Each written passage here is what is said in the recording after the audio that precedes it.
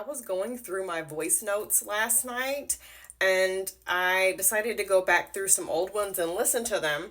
And a lot of these are from there was a guy that there were three different men. It's over the course of I think like 3 or 4 years of voice notes. You see one here that says don't go back. You see one here that says help.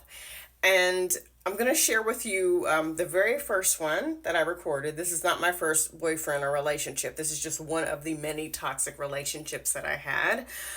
This guy was so toxic that he hated when I laughed or when I smiled. And of course, it's easy for you and I to sit here and say what we would never do and what I should have done and why didn't I see the signs, because I'm giving you all the signs now. So let's not play that game of coulda, shoulda, woulda. Can't go back in time. All we can do is take the things we've learned, do better going forward, and educate others. Are we on the same page here? Good. Before I share this voice journal entry, I was definitely a pick me back then. Yes, I know these men were horrible. I was just so desperate to have a boyfriend and to be in a relationship that regardless of what they did to me, regardless of how frustrated I was just happy to be somebody's girlfriend. Also, I don't need any advice. These are old journal entries, okay? I'm well past that.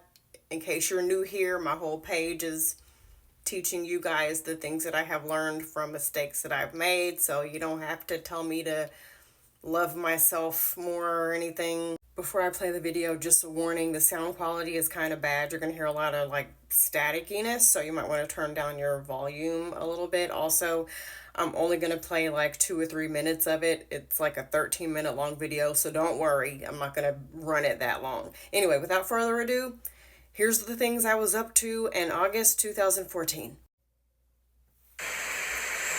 I am frustrated because I have a boyfriend that doesn't want to support me in any way.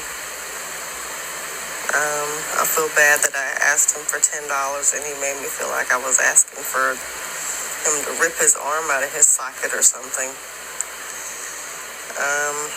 Worried that, I don't know. I feel like he should have just given me that $10 without me having to give him an explanation for why I need it. He should not have made me feel like I had to pay it back. It's $10. He spends so much money on other things, and I just don't understand why he made me feel bad for asking for a measly little $10. I mean, he asked me out Saturday, and then I didn't even expect him to call me, and he gives me an hour's notice, then gets mad because I'm not going to make it on time. Then I get there, he wants me to drive to his house to meet him there.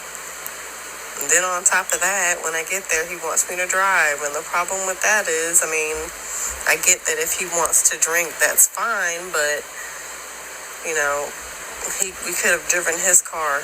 And then he doesn't understand that I have a budget I have to follow, and I wasn't expecting to be driving for an hour and a half. And he just makes it like it's my fault. And I'm upset because he comes over here when he wants to have sex with me, and it hurts. Then he turns his back to me, and then he goes home. And he rushes out of here right after we have sex.